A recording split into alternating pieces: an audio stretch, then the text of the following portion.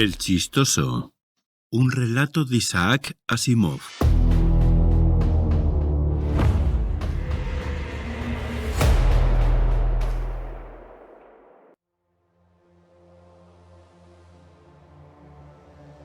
Noel Meyerhoff consultó la lista que había preparado y escogió el asunto que iba a ser tratado primero.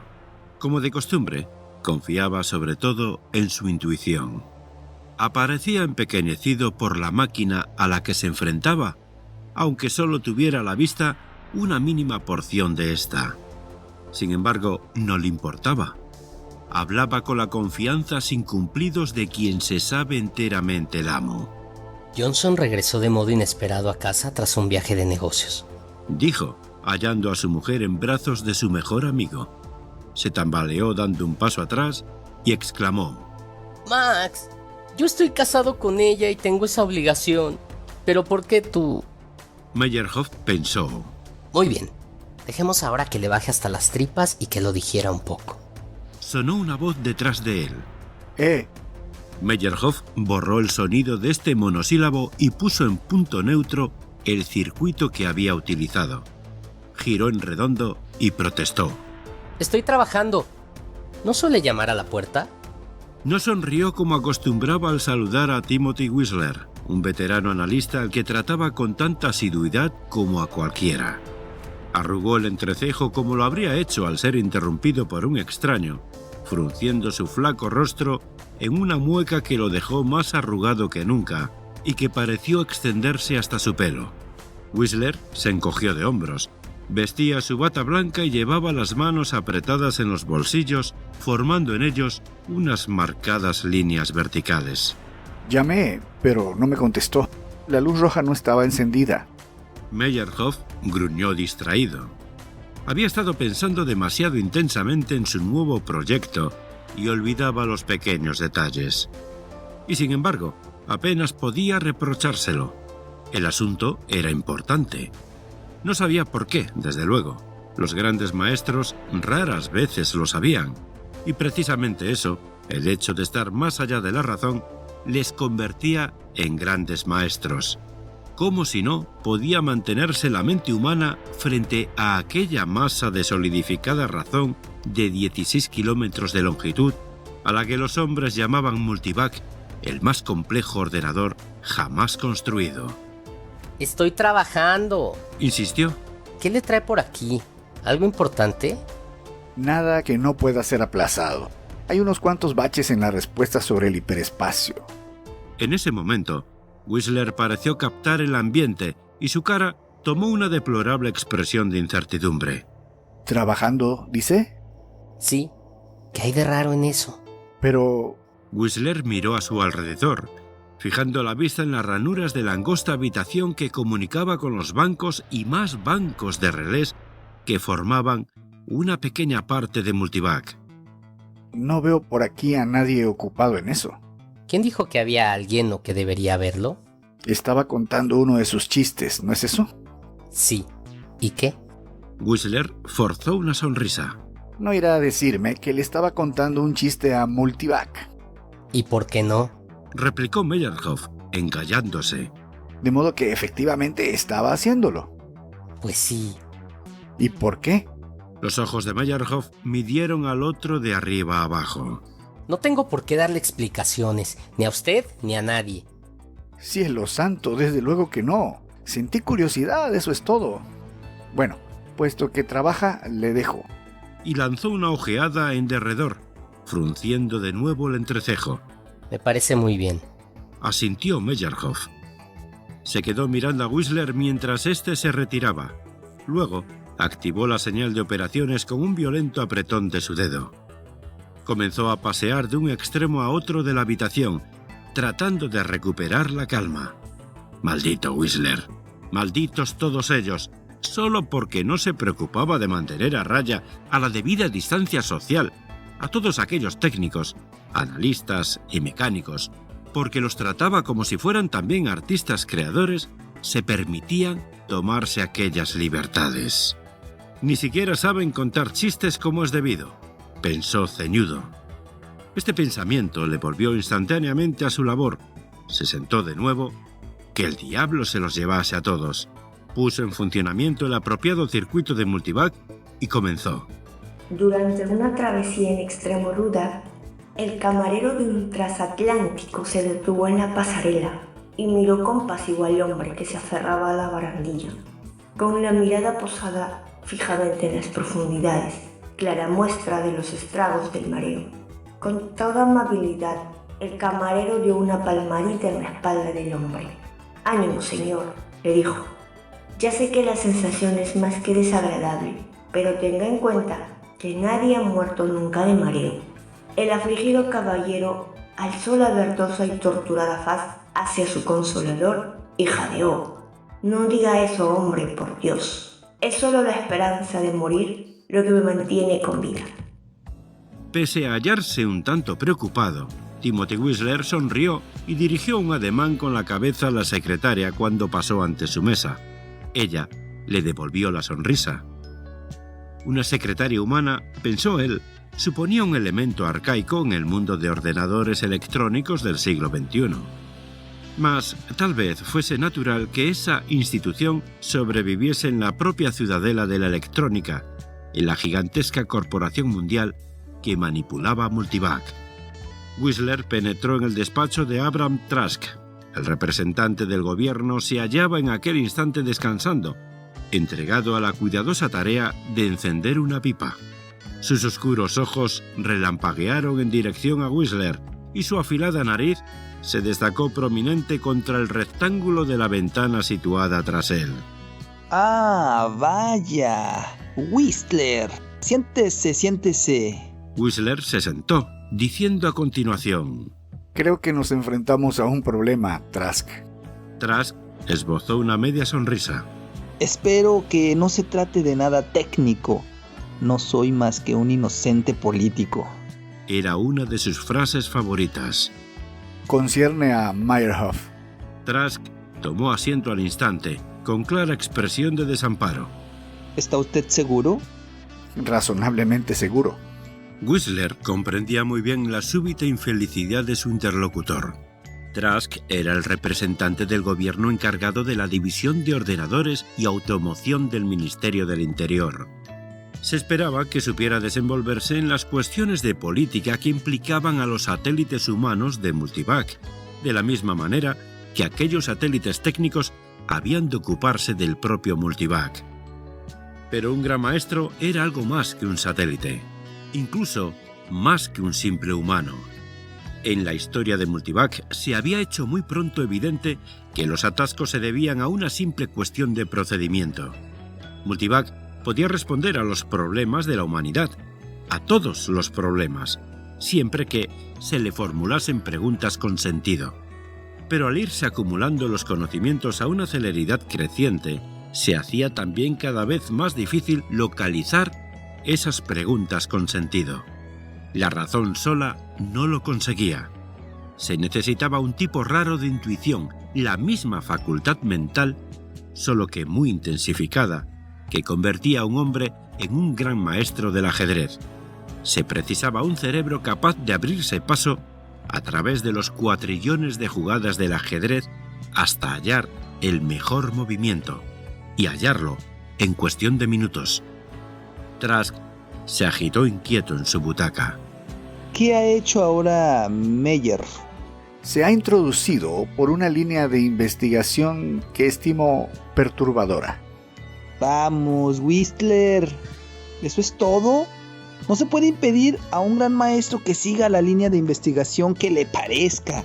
Ni usted ni yo nos hallamos lo bastante capacitados para juzgar el valor de sus preguntas. Lo sabe usted muy bien, y yo sé que lo sabe.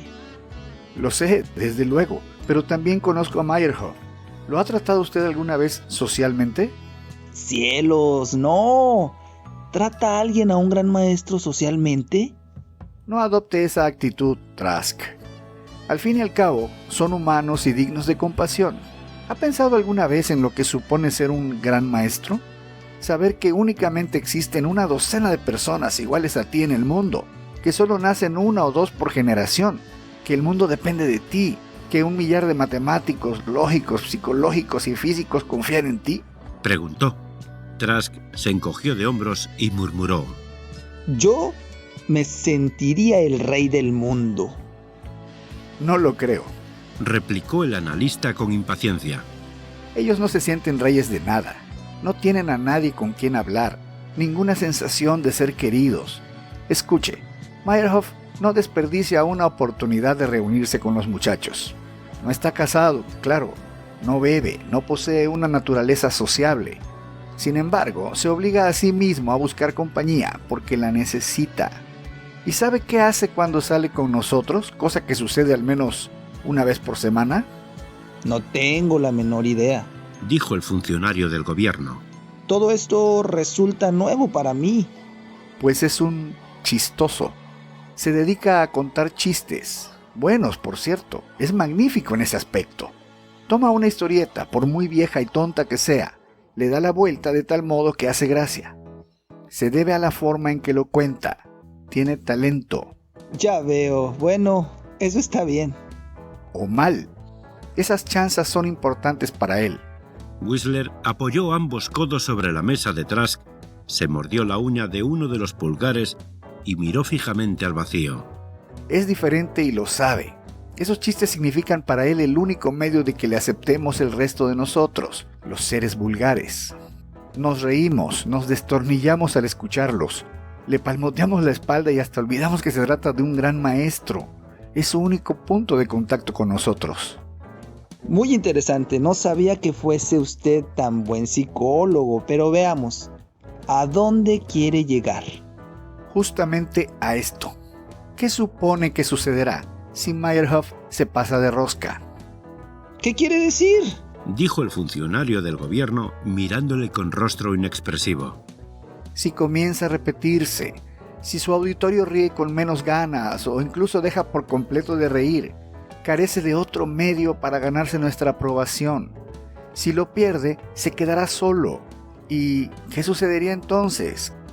Después de todo, forma parte de esa docena de hombres de los que no puede prescindir la humanidad. No podemos permitir que le suceda nada, y no me refiero solo a problemas físicos. No hemos de permitir siquiera que se sienta demasiado infeliz. ¿Quién sabe hasta qué punto afectaría eso su intuición? ¿Y bien? ¿Ha empezado ya a repetirse? No, que yo sepa, hasta la fecha, pero me parece que él piensa que sí. ¿Por qué dice eso? Porque he oído cómo le contaba chistes a Multivac. No, por favor. Fue de manera puramente accidental. Entré en su despacho y me echó de inmediato. Hasta se mostró violento. Por lo general, suele estar de buen talante y considero muy mala señal que se alterase tanto por mi intrusión. De todas formas, subsiste el hecho de que le estaba contando un chiste a Multivac. Y tengo bastantes motivos para creer que ese chiste era uno más en una serie. ¿Pero por qué? Whistler se encogió de hombros y se restregó furiosamente el mentón con la mano. Me he hecho una idea sobre el particular. Creo que intenta crear un almacén de chistes en los bancos de memoria de Multivac, a fin de obtener nuevas variaciones. ¿Ve usted a dónde quiero ir a parar? Planea un creador mecánico de chistes, con objeto de disponer de un número infinito de ellos sin temor a que se le agoten nunca. ¡Santo Dios! Desde un punto de vista objetivo, tal vez no haya nada malo en ello, pero considero una señal deplorable que un gran maestro empiece a servirse de Multivac para resolver sus problemas personales. En todo gran maestro se da un cierto grado de inestabilidad mental y ha de ser vigilado. Meyerhoff puede estar aproximándose a la línea traspasada a la cual perderíamos a un gran maestro. ¿Y qué me sugiere que haga? Preguntó un tanto confuso Trask. Asegurarse de si acierto. Tal vez me encuentre demasiado próximo a él para juzgarle bien. Y por lo demás, juzgar a los seres humanos no entra en mis talentos particulares. Usted es un político y en consecuencia está más capacitado para eso. Para juzgar a los humanos quizá, pero no a los grandes maestros. También son humanos. Además, ¿qué otro podría hacerlo? Los dedos de Trask tamborilearon en rápido redoble sobre la mesa. Supongo que no me queda más remedio. Suspiró. Meyerhoff dijo a Multivac: El ardiente enamorado, que recogía un ramo de flores silvestres para su amada, quedó desconcertado al toparse de pronto en la misma pradera con un gran toro con cara de pocos amigos, el cual, mirándole con fijeza, escarbó el suelo de modo amenazador.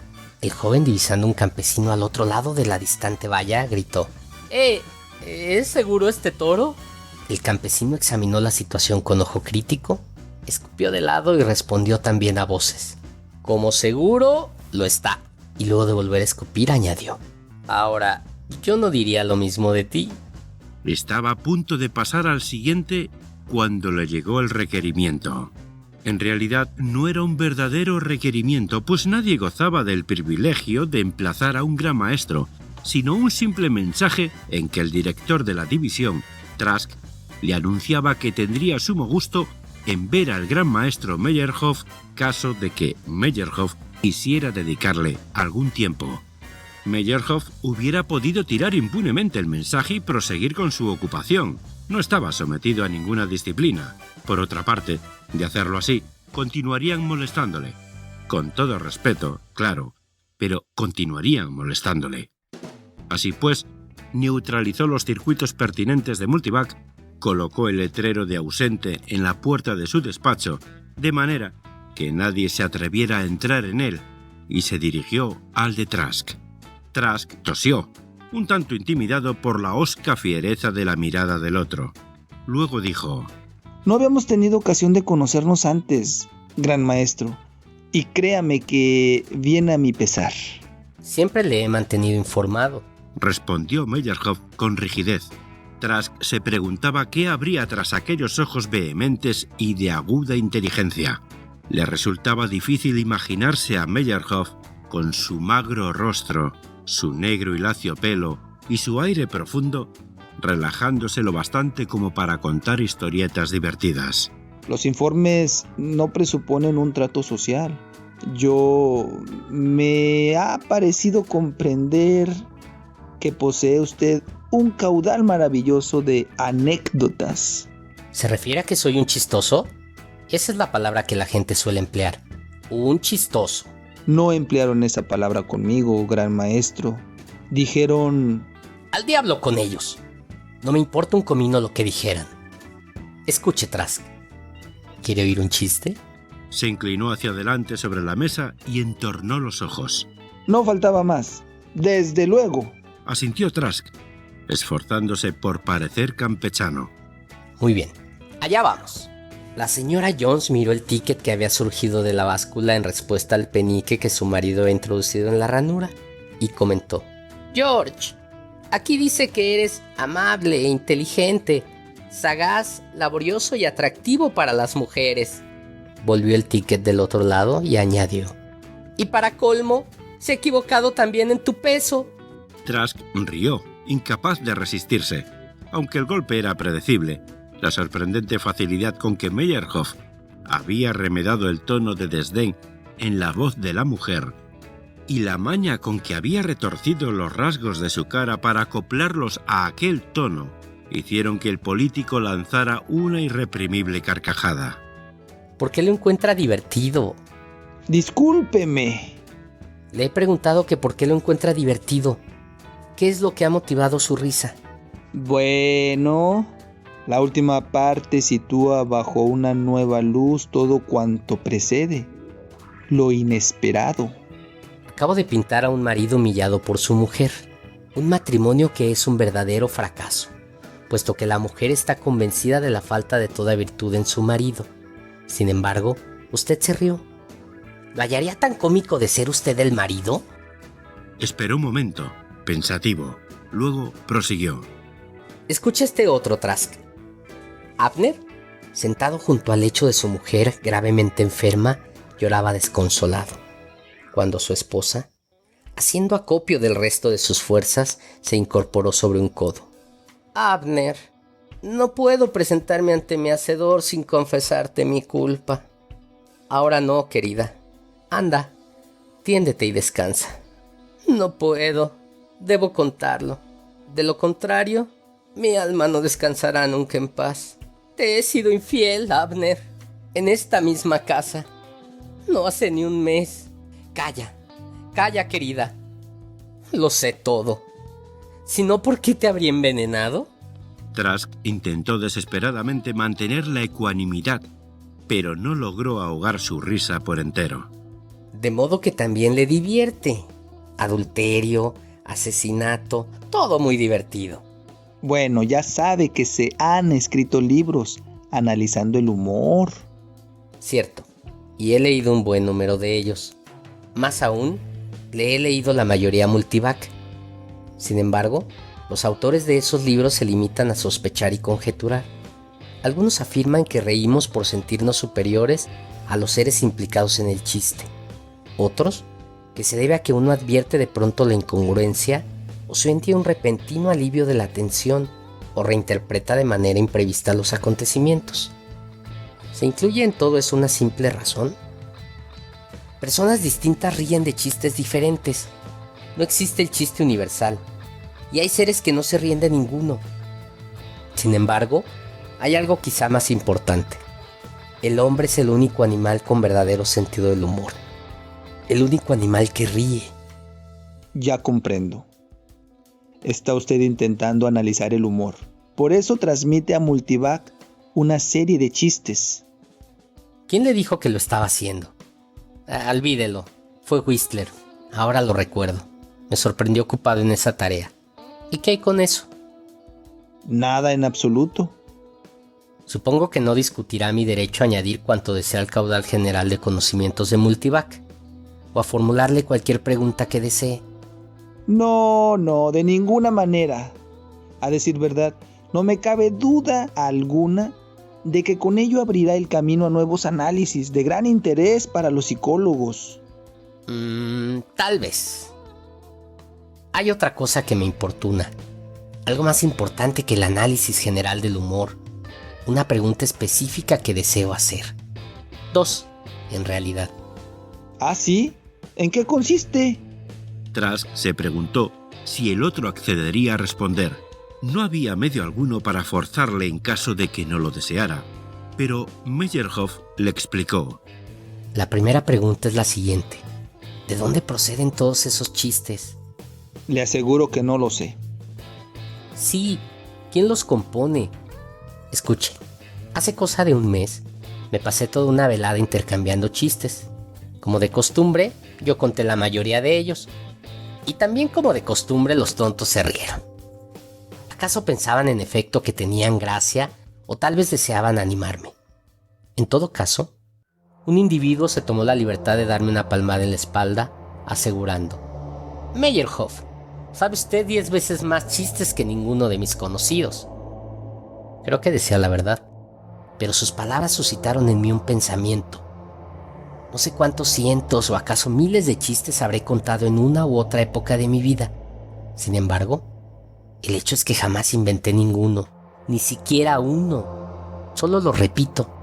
Mi única contribución se reduce a contarlos. La primera vez los oigo o los leo, y la fuente de mi audición o de mi lectura tampoco ha compuesto esos chistes. No he encontrado nunca a nadie que pretendiera ser el autor de un chiste. Siempre dicen lo mismo. Oí uno muy bueno el otro día. O bien, recientemente me contaron algunos muy buenos. Todos los chistes son viejos. A eso se debe que resulten tan atrasados y tan fuera de la realidad social.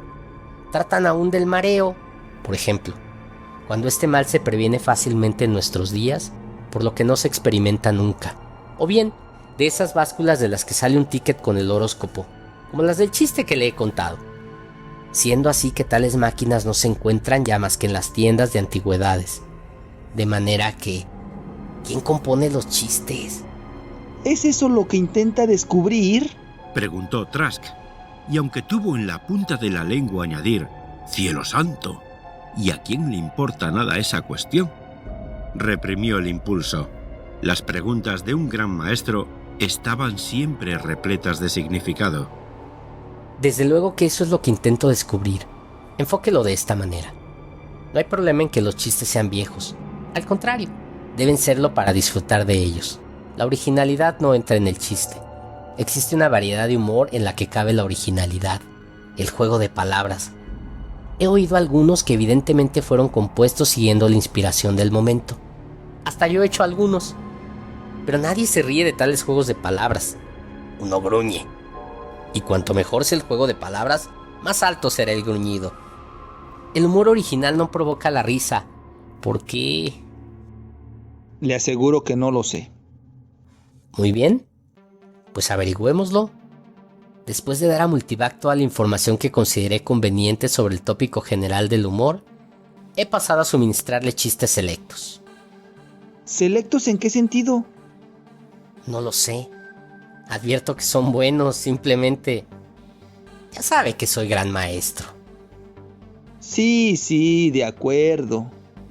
A partir de esos chistes y de la filosofía general del humor, mi primera solicitud a Multivac será que descubra el origen de los mismos, siempre que pueda. Puesto que Whistler ha metido sus narices en esto y ha creído adecuado informarle a usted, pasado mañana le transmitiré el análisis que deseo. Me parece que va a tener trabajo para rato. ¿Seguro puedo asistir yo también? Meyerhoff se encogió de hombros. Con toda claridad, la asistencia o no asistencia de Trask le tenía sin cuidado. Meyerhoff había elegido el último de la serie con particular cuidado. No sabría decir en qué consistía ese cuidado, pero había revuelto en su cerebro una docena de posibilidades y las había sometido a reiteradas pruebas respecto a una cualidad indefinible de intención y de significado. Dijo: Ugh, el cavernícola, observó a su compañera, que corría hacia él deshecha en llanto, con su falda de piel de leopardo en desorden. ¡Ugh!, clamó frenética. ¡Haz algo enseguida! Un tigre de dientes de sable ha entrado en la caverna de mamá. ¡Haz algo, te digo! Ugh gruñó. Tomó su afilado hueso de búfalo y respondió: ¿Por qué he de hacer nada? ¿A quién le importa lo que le suceda a un tigre de dientes de sable? Fue entonces cuando Meyerhoff formuló sus dos preguntas. Se echó luego hacia atrás y cerró los ojos, fatigado. No vi absolutamente nada malo en ello. Me confesó con toda claridad y de buen grado lo que estaba haciendo. Lo encontré singular, pero legítimo. Lo que él pretendía estar haciendo. Corrigió Whistler. Aún así, no puedo obstruir la tarea de un gran maestro basándome solo en una opinión. Parece un poco raro, pero después de todo se supone que lo son todos. No creo que esté loco. Emplea a Multivac para descubrir el manantial de los chistes. ¿Y no supone eso estar loco? ¿Cómo asegurarlo? La ciencia ha avanzado hasta el extremo de que las cuestiones plenas de significado resultan ridículas. Las que poseen un sentido han sido pensadas, preguntadas y respondidas hace tiempo. No sirve para nada, y eso me fastidia. Tal vez, pero no hay alternativa, Whistler. Veremos a Meyerhoff y usted podrá hacer los necesarios análisis de las respuestas de Multivac, si las hay. En cuanto a mí, la única tarea se reduce a reunir el expediente. Dios mío, si ni siquiera sé en qué consiste el trabajo de un analista como usted, a excepción de analizar. Y eso no me ayuda en nada. Pues es bastante sencillo. Los grandes maestros como Meyerhoff formulan las preguntas y Multivac las reduce automáticamente a cantidades y operaciones. La maquinaria precisa para convertir las palabras en símbolos ocupa la mayor parte del volumen de Multivac. Multivac da después la respuesta en cantidades y operaciones sin traducirla en palabras, excepto en los casos más simples y rutinarios. De diseñarlo para resolver el problema general de la traducción, su volumen habría de cuadruplicarse cuando menos. Ya, así pues, a usted le corresponde la tarea de traducir esos símbolos en palabras, ¿cierto? A mí y a otros analistas. En caso necesario, empleamos ordenadores más pequeños y especialmente diseñados al efecto. Al igual que las sacerdotisas délficas de la antigua Grecia, Multivac nos proporciona oráculos y oscuras respuestas, solo que, como ve, disponemos de traductores. Whistler sonrió con una mueca. Habían llegado ya. Meyerhoff les esperaba. ¿Qué circuitos emplea usted, gran maestro? Preguntó Whistler vivamente. Meyerhoff se lo dijo, y Whistler se entregó a su tarea. Trask intentó seguir el proceso, pero nada de aquello revestía el menor sentido para él. El representante del gobierno vio devanarse un carrete con una serie de perforaciones de infinita incomprensibilidad. El gran maestro Meyerhoff aguardaba indiferente a un lado, mientras Whistler examinaba la plantilla a medida que emergía. El analista se había puesto unos auriculares y un micrófono ante la boca. De cuando en cuando murmuraba una serie de instrucciones que guiaban a sus ayudantes al frente de otros ordenadores electrónicos en algún lugar distante. Whistler escuchaba ocasionalmente y a continuación perforaba combinaciones en un complejo tablero marcado con símbolos que se asemejaban de un modo vago a signos matemáticos, pero que no lo eran. Pasó mucho más de una hora. El fruncimiento del entrecejo de Whistler se fue haciendo más marcado. En cierta ocasión, alzó la vista hacia los otros dos, empezó a decir «Esto es increíble» y volvió de nuevo a su trabajo. Por último, anunció con voz ronca: Puedo darles ya una respuesta no oficial. La respuesta oficial habrá de esperar al análisis completo. ¿Desean la no oficial? ¡Dígala!, respondió Meyerhoff. Trask asistió a su vez. Whistler lanzó una avergonzada mirada al gran maestro. Parece cosa de locos. Multivac afirma que son de origen extraterrestre. ¿Pero por qué? ¿Es que no me ha oído? Los chistes de los que nos reímos no fueron compuestos por ningún ser humano. Multivac ha analizado todos los datos y la única respuesta que concuerda con los mismos es que alguna inteligencia extraterrestre ha compuesto los chistes, todos ellos, y los ha infundido en mentes humanas seleccionadas en épocas y lugares escogidos, de tal modo que persona alguna tiene conciencia de haber compuesto ninguno. Y todos los chistes siguientes son variantes menores y adaptaciones de aquellos grandes originales. Meyerhoff, con el rostro resplandeciendo por el orgullo que solo puede conocer un gran maestro que, una vez más, ha formulado la pregunta de vida, prorrumpió. Así que todos los escritores de comedias no hacen sino retorcer los antiguos chistes para ajustarlos a los nuevos propósitos. Ya sabíamos eso. La respuesta encaja. ¿Pero por qué? ¿Por qué crearon los chistes? Multivac dice que el único propósito que concuerda con todos los datos es el estudio de la psicología humana. Nosotros estudiamos la psicología de las ratas, obligándolas a encontrar su camino en un laberinto. Las ratas ignoran por qué, y aun si se dieran cuenta de lo que pasa, no se la dan, tampoco lo sabrían. Esas inteligencias exteriores estudian la psicología del hombre, anotando las reacciones individuales con respecto a anécdotas cuidadosamente seleccionadas. Sin duda, esas inteligencias exteriores comparadas con nosotros nos superan tanto como nosotros a las ratas. Whistler se estremeció. Trask, con la mirada fija, apuntó. El gran maestro dijo que el hombre es el único animal con sentido del humor. Al parecer, el sentido del humor nos viene de fuera. Meyerhoff añadió muy excitado. Y ante el humor creativo que poseemos, no reaccionamos con la risa. Me refiero a los juegos de palabras. Parece como si los extraterrestres eliminasen las reacciones a los chistes espontáneos para evitar la confusión. Opinó Whistler. Vamos, vamos. Santo Dios, ¿de verdad se cree en eso? Intervino Trask, sumido en una súbita agonía espiritual. El analista le miró fríamente. Multivac así lo afirma. Por ahora no puede decirse nada más. Ha señalado a los verdaderos chistosos del universo. Si deseamos saber más, habrá que proseguir la investigación. Si alguien se atreve a proseguirla. El gran maestro Meyerhoff dijo de pronto. Como usted sabe, formulé 2 preguntas. Y puesto que ha sido respondida la primera, creo que Multivac cuenta con los datos suficientes para contestar la segunda. Whistler se encogió de hombros. Parecía un hombre a punto de derrumbarse. Si el gran maestro cree que hay datos suficientes, tendré que tomarlo en consideración.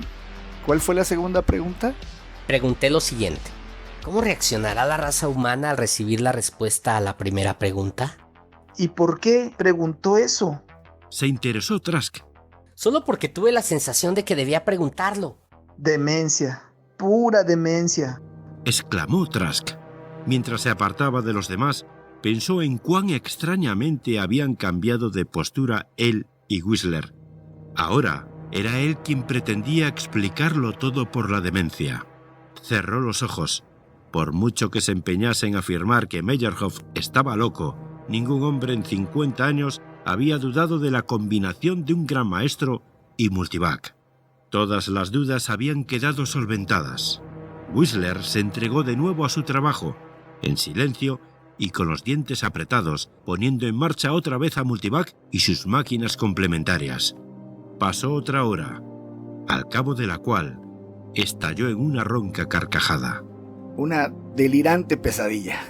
Exclamó. ¿Cuál es la respuesta? Quiero las observaciones de Multivac, no las suyas. Conforme. Aquí la tiene. Multivac manifiesta que en cuanto un simple humano descubra la verdad, este método de análisis psicológico de la mente humana se convertirá en inútil como técnica objetiva para los poderes extraterrestres que ahora la emplean. ¿Quiere decir que ya no habrá más chistes transmitidos a la humanidad? Preguntó débilmente Trask.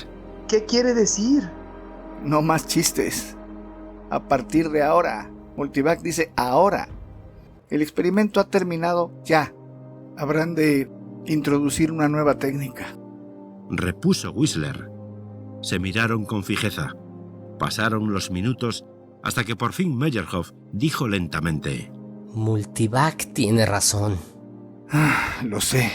Asintió vacilante Whistler. Incluso Trask añadió en un murmullo.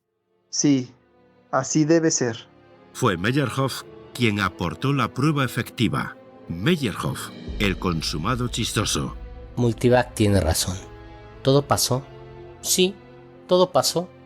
Hace 5 minutos que lo intento y no se me ocurre un simple chiste. Ni uno solo. Y si leyera uno en un libro, no me reiría. Lo sé.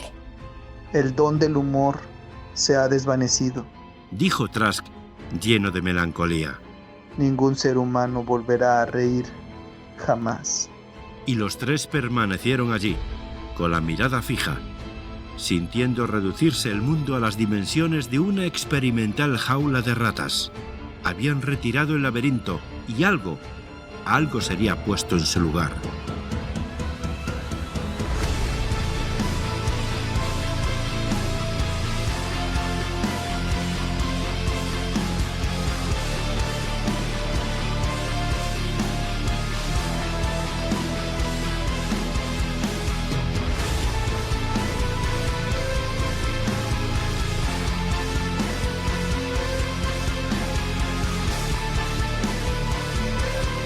El chistoso, un relato de Isaac Asimov.